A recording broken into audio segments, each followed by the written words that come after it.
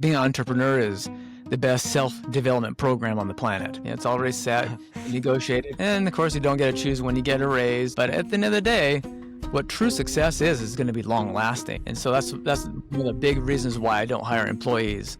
Is my perspective on it is that everybody on the planet could be their own self-employed person. If you don't got your health, you don't really have anything, right? Trent, welcome to the podcast. Well, hey, glad to be here there, Sam. Yeah, awesome. Yeah, glad to have you. So, Trent, my first question for you is, you've helped over 3,000 entrepreneurs start businesses, and you say that's primarily through drop shipping. What's the main misconception that people seem to have when it comes to drop shipping?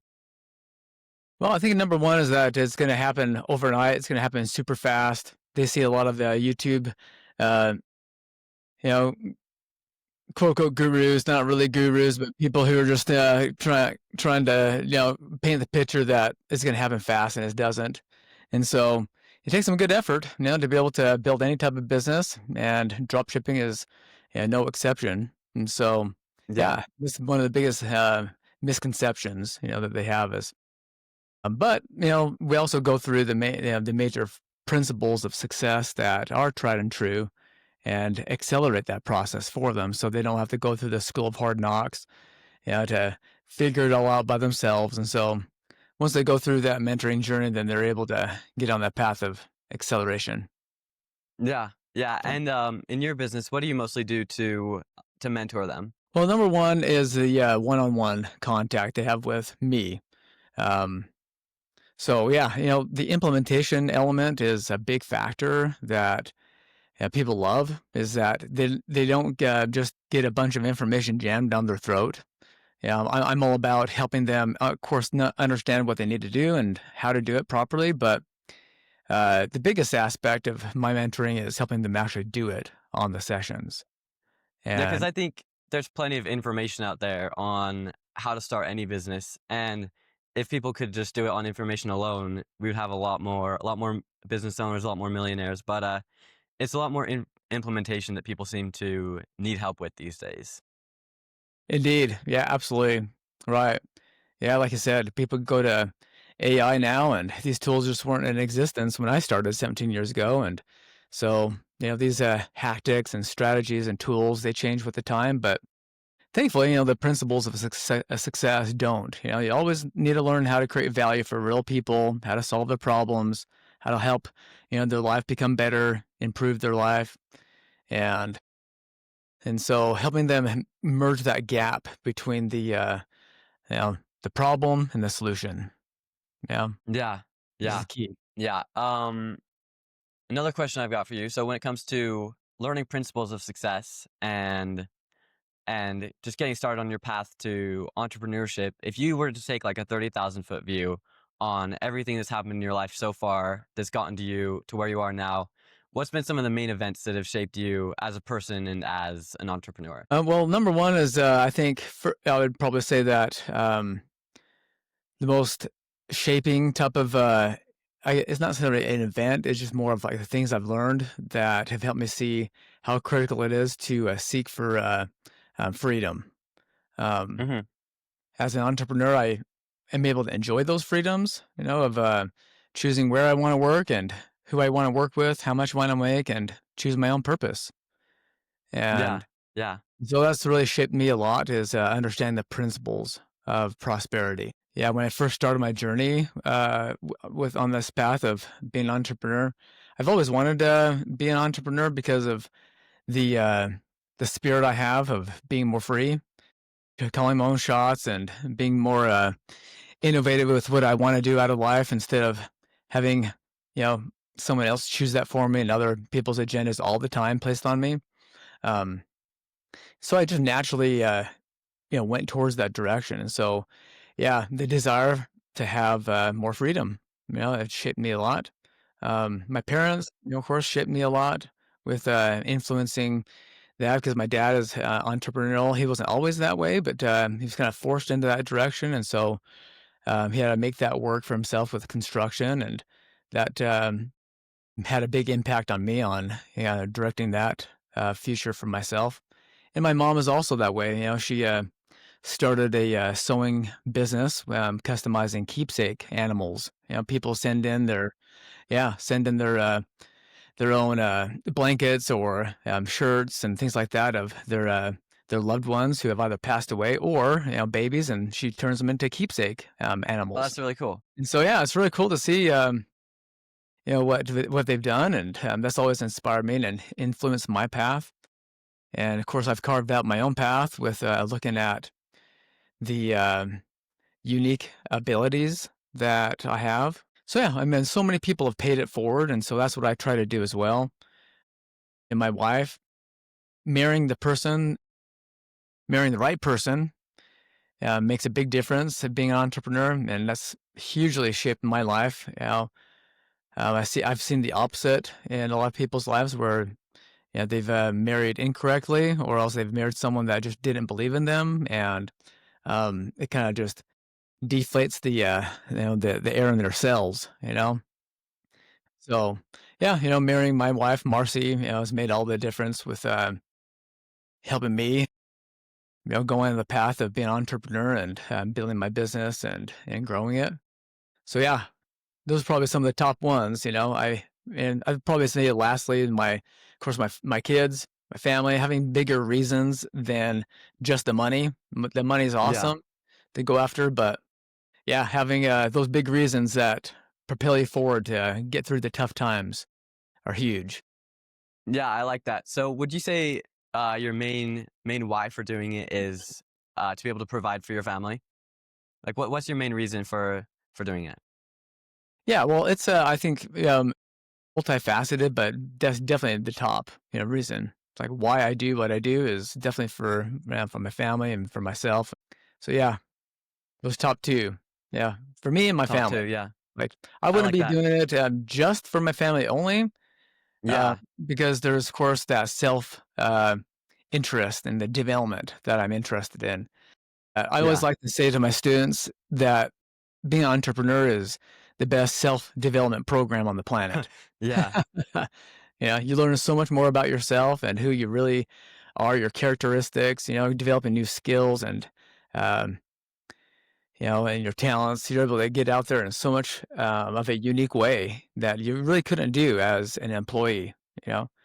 And not Yeah. to necessarily put down employees, it just a completely different aspect, completely different mindset, you know. So yeah, those are some of the those top two reasons why I do what I do is family, myself, and then of course the freedoms. Yeah. And you say the freedoms are who you work with, when you work, what you do for work, and is there another one I'm missing?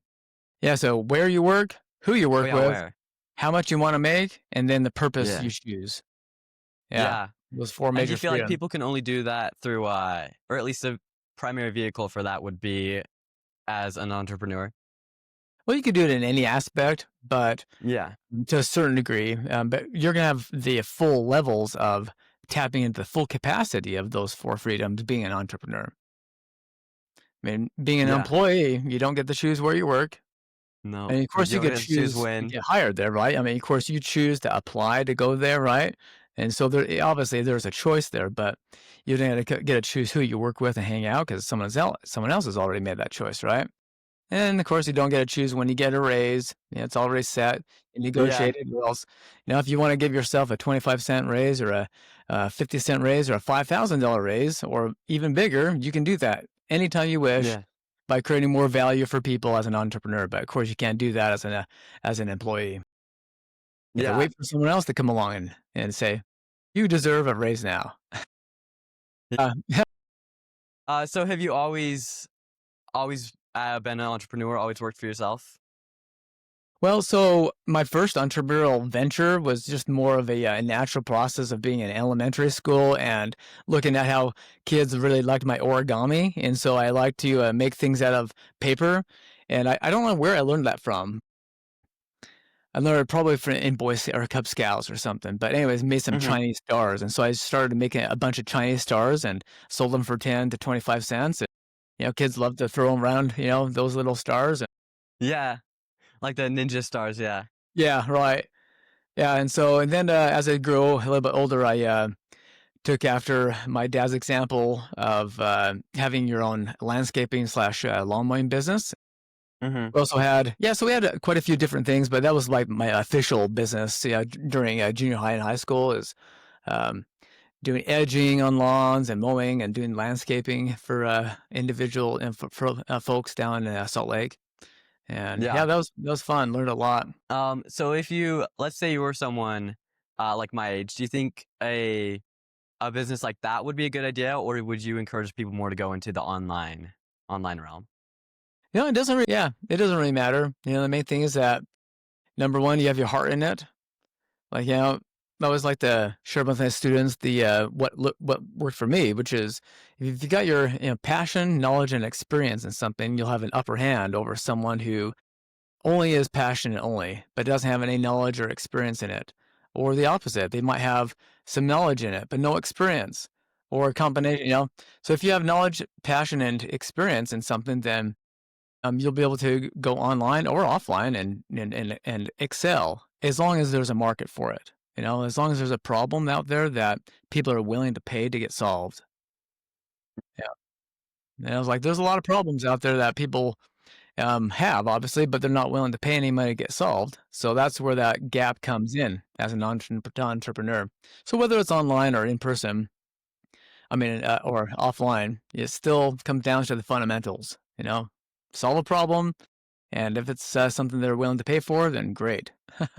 Yeah. Yeah, a lot of businesses, it's just you take a problem and it's you can do it cheaper than they could. Because maybe you go mow someone's lawn and it saves them an hour in their day, and then they can have that freedom of time. Um, Indeed, right. has there ever been, like when you were my age, I don't imagine you're like, yeah, I want to help people drop ship in when I'm older. What did you think you would do when you were 17? If I started over again, or Like back when you were 17, where did you imagine you'd be right now? Where um in your career? well, back then I thought I was going to be a another Michael Jordan basketball star. Yeah.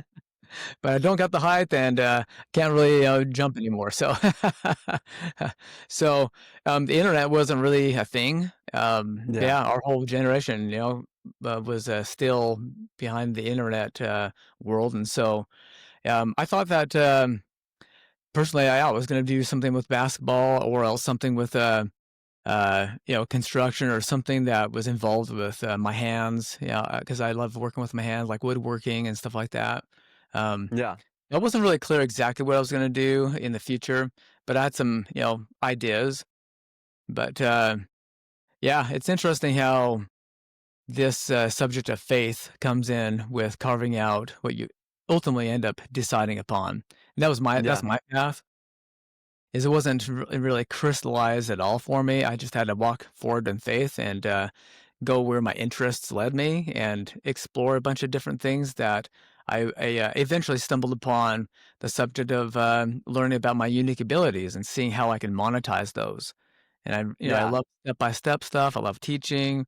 I love working with people one on one instead of in huge groups. And so I just combined those things. I had to learn that over time.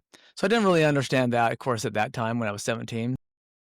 17, I was exploring different things with um, just looking at graduating, and I had senioritis. Being a sophomore, I was ready to get out of high school and I was ready to be done with it. I wasn't really that fond of school, and so So talking about that, it makes me think about how all of your kids are homeschooled. Do you think that played into that decision at all? yeah, looking back, it definitely does. Yeah, and did. Right. Yeah, when me and my wife Marcy decided on going the homeschooling route, is one of the best decisions that we made. Yeah, especially with ourselves and our kids, um, and instilling within them the gift of true learning, real education, and seeing the difference between education and just going to school. Yeah. Yeah. Yeah, And because so you I can go did. to school and not get any education. Yeah. Right. Exactly. Yeah. I remember um, Ilya Bednar in our church, LDS church. He did a discussion with a group up in Silicon Slopes in Park City. He was talking about, well, what is true education? And he says, well, true education is when you can actually go out there and when everything is not spelled out for you, you can figure it out, pull the pieces together, and go solve the problem. Hmm. True education. I See, thought that was really, really great great definition of education. Said, yeah, if you're educated, you'll figure it out, and you'll make it happen. yeah. So you think most of education comes in problem solving then, true education? Yeah, I think you nailed it. I love it. Yeah. I mean, Yeah, I think we're both just quoting Elder Bednar there. that's right. It's good. Yeah. um, yeah. All right. So you talk about how you are a breadwinner a lot. You use that phrase online. What's been harder? Is growing a business harder, or is raising a family, or does it all come together? Yeah. Well, I think that the subject, just that word hard, you have to define what hard means. Yeah, Things are more hard compared to, if you don't know how to do it. that's true. Things become easier the more you practice and you surround yourself with great people. Yeah, it's really, I think, a mindset is how I view it is that things are just hard or harder, depending on your mindset and how you look at it and how you approach it. Yeah, So, yeah. So you're raising a family compared to running a business. Yeah, there definitely are, hard elements to it for sure. Because it's not probably like different just types of hard on both of them. right. It's definitely not like just sitting down and eating your own, eating candy or dessert. No. um, yeah. So definitely good struggles, good challenges to go through that stretch you purposely and by default. With Yeah, because you put yourself in that environment willingly. Going into, purposely choosing to raise a family naturally is going to stretch you. And then the same thing with putting yourself in the environment of growing a business is naturally going to stretch you and help you um, become a better person. You know, because I think if I were to boil it down, at the very core, the very essence of both of those elements of hardness is service. service. Uh, How so? Yeah, because you're serving your family, you're serving people in your business. You don't Oh, that's serve true. your family and you don't serve your people in your business, you're not going to make any money in your business, and you're not going to, of course, raise a healthy family if you don't serve them, right? Yeah, So that's how I view it. Is that my religion, Savior Jesus Christ is the very core of everything I do. And yeah, so that's what he did. He showed me and everybody else, whether you're religious or not. If someone just looks at Jesus Christ and says, "Hey, how do I raise a successful family? How do I raise a successful business?" Well, learn how to serve. Learn how to help people out. yeah, yeah. Like it's like even if you're not going to believe, there's so much you can learn from what he did in his life. Right. It's like just read it as a business book, honestly. Yeah. There was a book that Truman recommended me to a while ago. It was The Go Giver, and that one helped me to change my perspective on business a lot. It's like if you really just seek to give as much as you can, then the compensation will come because of the Yeah. cycle of everything. Have you read that book before? Yeah, absolutely. Yep. That's why he read that. I referred it to him and he took off with it. And yeah, phenomenal book. Right. Yeah, yeah.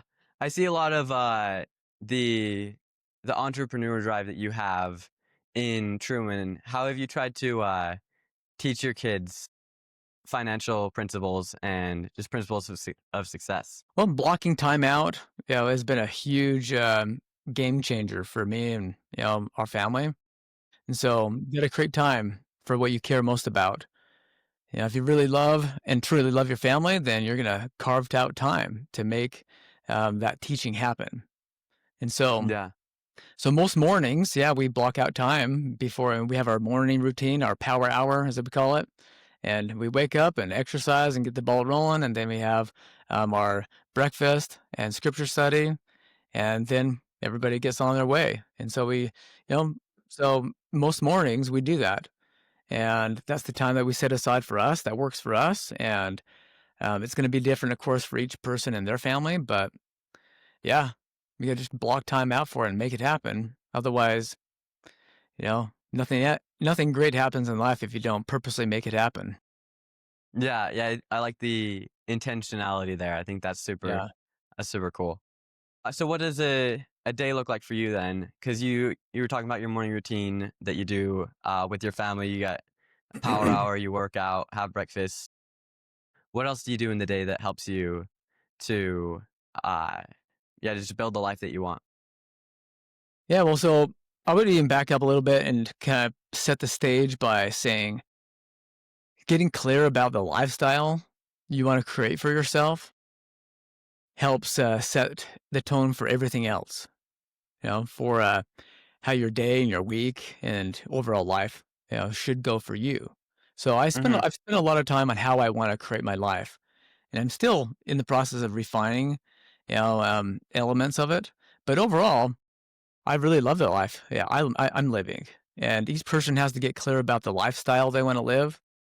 And so I've never wanted to go back to a cubicle or back to a business where I'm working with people that I don't really, care for that much. I mean, cool. I get along with people really well, but it's that Yeah. desire. Like I don't desire that. I also don't desire to, bring on a ton of employees. I Yeah. instead bring on freelancers instead, and I want to be mobile. If I want to get up and just go move and go travel, I can if I want. You know? And that's what I've, created for myself and my family is that, when you look at the days and the weeks that go by, they, are in alignment with that lifestyle, vision, you know? Yeah. How many hours I wanna work during the week, it's very customizable. I keep a lot of time open because that's the lifestyle I wanna create. I don't wanna be so jam-packed where, I'm not working. I get to choose how much I wanna work because I love my work, you know? Yeah. Um So yeah, that's what I would say. Yeah, I like that. So in the time you keep open, what does that look like for you? The time that I keep open, what does it look like? Yeah, where you don't schedule anything. Well, yeah. Well, those that time where, I don't have anything there is more flexibility for either myself and my family, um, and also my students that I mentor. So the Mhm. nature of my business is when I do one-on-one mentoring, I tell them that there's, flexibility. I only work with 15 students at a time. And that allows also for some flexibility during the week. So I don't bring on more than 15 students at a time. So I can juggle things a little more flexible because each person's schedule is going to be different. If they need to Yeah. reschedule, I can reschedule and usually have the time for them to be able to go to another slot, you know? Yeah. Yeah, I like that. Yeah. I think that's smart. Yeah. Um, what's let's go for a rapid fire round on some questions here. Bring What's it on. the craziest thing you've done as an entrepreneur that has been successful? Well, the craziest thing, you have to get more clarity probably on the craziest thing, like the biggest blunder or the biggest, financial success, or what do you mean? Yeah, let's go for biggest success. Biggest financial success? Yeah, financial Yeah? success. Yeah, okay, alright, well, um, there's quite a few of them, but, I would say that we can kind of review, go back into the, early on, stages of, going online as an entrepreneur. How about that? Um So, like, one of the biggest, entrepreneurial financial successes was when I, got my first $11,000 check in the mail, Oh yeah, that's awesome. being an affiliate. I took a picture, and affiliate marketing is where you refer other people to other services or products, and when they buy, you get a commission. And so that's one of the first ways I started generating or monetizing my skill sets online Yeah, was I created a blog and I started writing up blog articles and learning about analytics and looking at data and seeing how I could make money with the traffic coming to my website. And so yeah, I learned how to direct that traffic towards buying stuff, and that's how I made my first $11,000 check. And it's like, oh, sweet, and that felt amazing. that's awesome. Yeah, Yeah. Do you think yeah. that's when it became real for you? Like once you actually saw a a, a good amount of money, did that make things real? Well, in that aspect, it was real before, but Hmm. it became more exciting because it was one of my biggest checks that I got um, Yeah, through promoting other people's stuff. you know? Yeah. I had made plenty of money before that, with, mentoring. I started off with mentoring students, in real estate, doing, bird dogging and showing them how to find, properties out there and find, deals, to, assign over to other investors. But, um, yeah, so that's just, like, one of the first successes, that came to my Yeah. mind That's super cool. early on. Yeah. All right. Next question is, what's the best book when it comes to mindset? Well, number 1 would be the scriptures in my Yeah. experience, But as far as, next to the scriptures of the Book of Mormon and the Bible and the New Testament, and Doctrine and Covenants, so those are phenomenal. Um, that'll just change your mindset 100%. You'll become a new creature. If you think you're, um, not gonna change much, once you go through those books, that'll change your mind Yeah. 100% into a better person. But outside of that, the, uh, psycho-cybernetics, uh, Yeah. that is still on the top, 20 list of all best self-help books of all time, and that's how And I that act. one was written a while ago, right? Yeah, yep, by Max, Maltz, yeah. Ma Yeah. yeah, and so anyways, he, wrote a phenomenal book on that subject, and we've actually discussed that together, didn't we? In, Yeah. Vanguard Homeschool Group. So, yeah, that was a definitely, a top of the list book. Um, I have a whole list of my top, books on my website Yeah. at jesse.com, but, yeah, that's a phenomenal book, and then, Master Key to Riches from Napoleon Hill Napoleon is, Hill. Yeah. yeah, he wrote, Think and Grow Rich and a bunch of other books, but, Master Key to Riches is my favorite from him, for a lot of reasons. I've probably listened to that, like, over 40 times. Really? And read it, yeah. That's a very influential book, yeah, for me, in training your mindset and just focusing and dwelling on more success. You get what you dwell on, you know? And there's a lot of amazing principles that he teaches in there, because of course, he's the guy that, interviewed the most wealthiest people on the planet at that time in the early 1900s. Yeah. And just like you're doing right now, he was hired by Andrew Carnegie to go out there and talk with these people and consolidate all of that information into a book. And so, yeah, definitely pay attention to that one. So, Psycho-Cybernetics, Master Key to Riches. Yeah, definitely read it over and over Yeah. again. Yeah. I think that's some great ones. You got scriptures, psycho cybernetics, and then master key to riches. Have you noticed? This is something I've noticed is if I want to have a good day, I've got to start my day with reading the scriptures and praying. Have you noticed that for yourself? Yeah, 100%. Absolutely. Right. Yeah, whether you're in LDS faith or not, that's proven to work. Is that when Yeah. you tap into, your gratitude button and you flip that switch, that's what prayer does, and number 1 is that allows you to be a more grateful person, yeah, um, Yeah. so yeah, it's huge. It's everything actually. Yeah. That's something I've noticed is like I can't have a good day if I don't start it with God. Yeah. Another have you noticed this is something else is I feel like the more time I spend like learning about God and stuff like that, it almost makes it feel um like it puts things into perspective of like what really matters and what doesn't. And what are things you feel like matter as you have had a perspective shift? Well, number 1 is the eternal perspective, is that since we have that eternal perspective that this life is not all there is, and that life continues, that helps shape everything that you do, that I do in my life. And so, since life is going to continue, I believe, after this life, and the same skills and attributes and the connections we make and the people we associate with, those things are going to continue. Those are eternal. And so, Yeah. more time and effort I can make in towards my relationships with God, Savior, Holy Ghost, my family and friends, that's eternal. That'll last. You're you're still going to be around after this life. And You can't take the money with you, but do you feel like you can take the talents that you built here with you? yeah, absolutely right.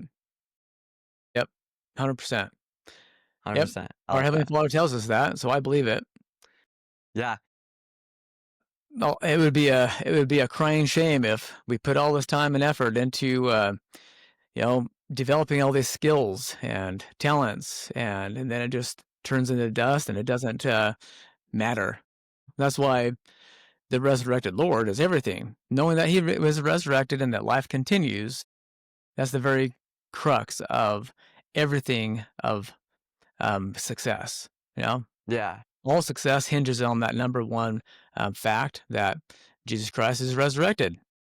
And that means that everything can live on. If he Right, because wasn't we're not resurrected, then restarting after we die, it's just continuation. right. And it covers everybody. Because if it's true, then it would apply to even people who don't have a family, who didn't have kids. You know, like how sad would that be to think that, all right, this life is all there is, and success only means what I can do in this life, and that's it. You know, and unfortunately, there's a lot of people that just don't or can't have kids, you know, and does that Yeah. mean that they're not successful? You know, they can't pass on what they learned to the next generation or have continued posterity, you know? Of Yeah. course. Yeah. Yeah, I like that, and it's nice to know that, like, this isn't the end and that there's more after this. And yeah, I think knowing that has been helpful. It's been very helpful for me. Yeah. Yeah, indeed. Another rapid fire question, as so you talk about how you wanna have as small of a team as possible. I'd imagine you use, AI in your business and in your life. What does that look like for you? Yeah, well, now it wasn't, of course, a thing for me at all, 2.5 years ago, but now it is. And so I used to have, excuse me, um, blog writers as freelancers on my team, and now I don't.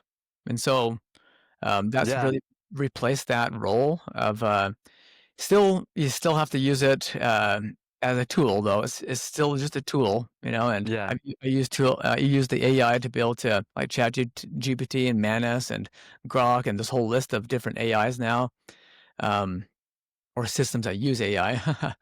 And Yeah. so, yeah, I use it for a ton of research and getting fast answers. I think one of the most favorite reasons why I like AI is it gets me personally into the flow of creativity faster. Oh, yeah. Yeah, Oh, so what does that look like for you? How do you use like AI to get in the flow? yeah, so you type in prompts, brainstorm, get some ideas faster on writing, like topics for ads or Oh, that's true. angles to come from that would be pain points for advertisements or products or anything you can think of.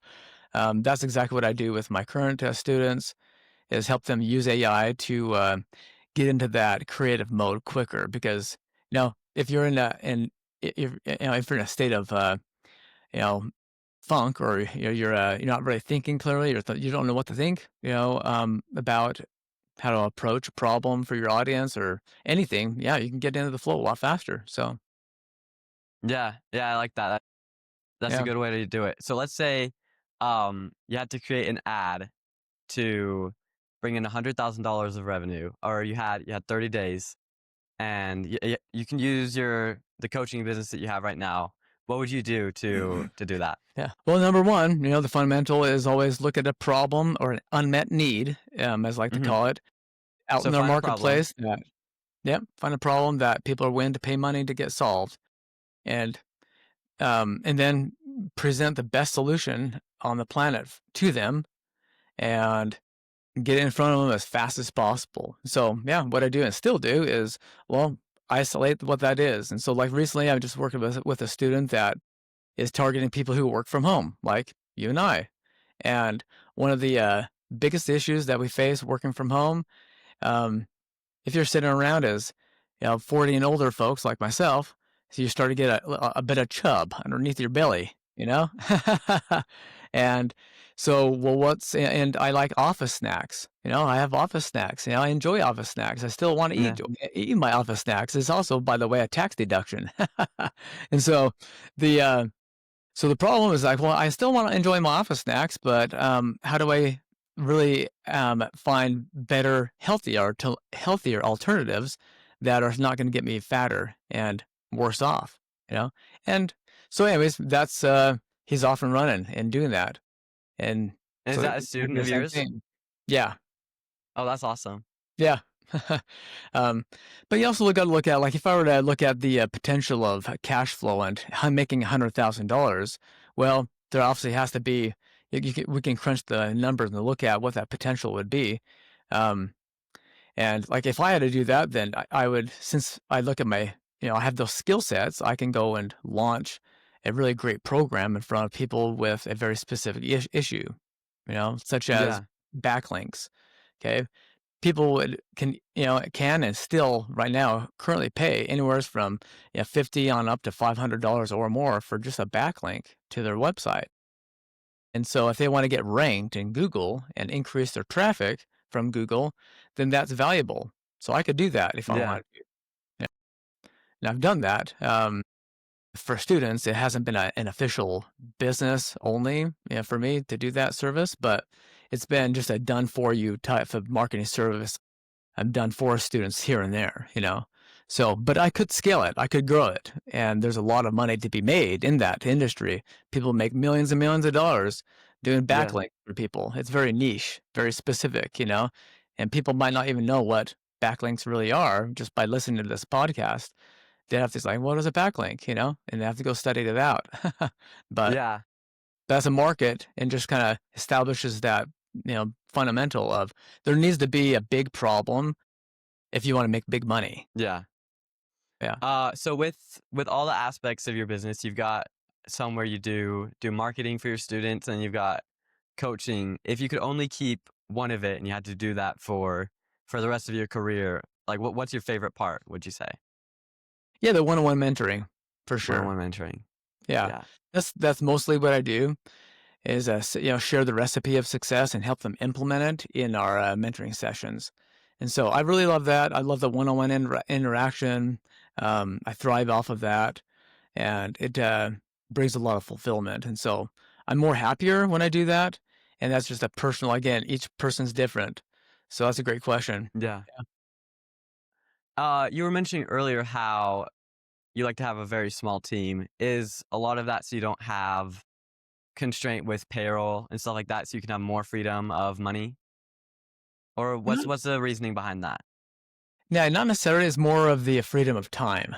Freedom of time. Yeah, Oh, because you don't have to be in meetings all day or anything like right. that. Exactly. And the second reason, so besides freedom of time, which is a huge, motivator for me, is, second, I like to empower other people to be more wise with their time and not be the employee mindset, I don't wanna incentivize that, because the employee mindset usually is, "I'm gonna clock in, clock out, and I'm done. I'm just gonna do the bare minimum to just get paid and move on." Yeah. But if I hire freelancers who are running their own businesses too, I'll pay them good, I pay them really well, and if they can get the job done faster and with efficiency, and still do it with high quality, then hey, awesome to them. They can make more money, and I want to incentivize that. And so that's Yeah. one of the big reasons why I don't hire employees is, my perspective on it is that everybody on the planet could be their own employed person. They wouldn't have to be an employee if everybody adopted the entrepreneurship mindset. Everybody Yeah. could be an employee, and that's, pretty much everybody was an entrepreneur at the founding of this nation in America. You know, it's just that through the industrial age and so forth, people started becoming, more acquainted with jobs and the manufacturing line and getting Yeah. jobs and shaking that entrepreneurial mindset off to someone else. And so, yeah, Yeah, employees I think become that's more of a thing. Yeah. really cool. But yeah, we're looking for a way to incentivize the results you want. Do you have specific freelancers that you often go to? Yeah, I have my dedicated freelancers that I just keep on retainer, and they continue. They they in essence work with me instead of Yeah. for me, and so they work for other people too, as well. And so, yeah, I have a couple in the Philippines that work Yeah. with me on a daily, weekly basis, and then I have one in Israel, and then I have a couple here in the United States that work with me as well. That's And super cool. yeah, And that's cool that you're able to give work to people through the work that you're doing. yeah, it's really rewarding. It's really awesome. Yeah. So shifting into health a little bit more, how has like maintaining your health, and how has having good health affected your professional life? Yeah, well, I like to take a holistic approach to business, and that's one of the reasons why people love my mentoring. Is I don't just talk about making money, which is very important to solve their money problems, but health is huge. I mean, it's number one. If you don't got your health, you don't really have anything, right? And so, Yeah. yeah, I optimize my lifestyle for that subject of health. That's one of my passions is Yeah. uh is health. Besides Truman and my family, and we're really big on health, and we've had some really good conversations too. With you and I about protein and about vegetarianism versus carnivore and or keto and different type of diets and stuff like that. So, anyways, health is huge. You Yeah. know, yeah, if you don't got your health dialed in, then obviously you're not gonna have the energy or the clarity of mind to be able to do what you need to do or should do in life. Yeah, I can't really raise an amazing, awesome family effectively if your health is always in the dumps. And the same thing with a business. So, yeah, you definitely got to optimize and prioritize that. Yeah, I like that. It makes me think of the quote. It said that when you're healthy, you've got tons of dreams and goals, but when you're not, you've just got one. Yeah, there you go. Right. Yeah. Yeah. So could you go back a little bit? What does holistic mean? What's the definition there? Yeah. Holistic is coming from different angles that cover the major aspects of life. So, health, wealth, relationships, these things are always going to be applicable to any human being. And Yeah. so, when you look at running a business, well, it's not just making money, you also got to take care of your health. And so you also got to take care of your relationships because if we know people in our lives where people have just spent so much time on their business and forgot about their health and their relationships with their spouse and their kids, and they end up, it goes down the drain because they didn't pay attention to that. And so I tell all my students that that's why the first thing that we get into in mentoring is helping them establish that lifestyle vision, whereas Yeah. holistic approach to using their business as a tool to help them establish the ideal lifestyle for them, you know? Yeah. I think that's super cool how you help them not just make money, but to be really successful, I would say, because I think anyone can make money, but it takes more to be, and anyone can be successful too, but you got to be more intentional with Yeah, that. absolutely. Right. Yeah. All right. Last question here. If you had one message you could share to anyone who wants to be truly successful, what would that be? Well, number one is follow Christ. Yeah, I he love is the that. definition of all success. And so, again, whether you're religious or not, it'll serve you way better to follow him in every aspect of defining success. Because success to me is that you're taking care of your family, you're taking care of your health, and you're taking care of others. You're helping people out, you're paying it forward just like he did. So it removes all the complexity out of getting a clear definition of what success is. Because we know that Yeah. each person will have their own different views of what success is. But at the end of the day, what true success is going to be long lasting. It's not just going to be a temporary check that you get for $11,000 like a guy. That was maybe like, "Oh, sweet, I'm successful." Well, that was temporary. And also same thing with your health and all that stuff. And so everybody, yeah, is always gonna do, best and achieve their best self by just focusing on Christ. He set the path. He showed us exactly what to do, whether Yeah. you're Christian or not. I worked with a lot of students who are not Christian, and I bring up the same thing to them. Say, "Hey, learn about Jesus Christ. He'll show you exactly what success really means, and you just learn exactly what that all, you start to appreciate, exactly what life is really about, as you start to look at that. Yeah. Yeah. I love Yeah. that. Yeah. Well, yeah. Thanks for coming onto the podcast today, Trent. You betcha, Sam. It was awesome to have you. Yeah. Well, hey, thanks for having me. Good man. Appreciate it. Thank you.